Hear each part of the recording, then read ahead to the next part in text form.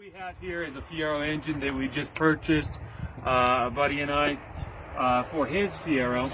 And what we've done is we've come up with a hack that allows us to test the engine outside of the car.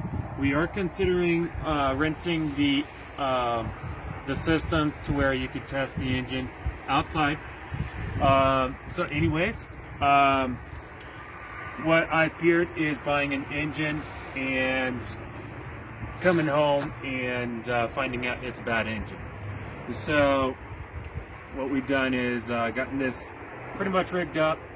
You can still have all the functionality of the interior of your car, all the tail lights, your headlights, everything. So this is just like as if this engine was in the engine bay. So we're going to go ahead and give this a test run, and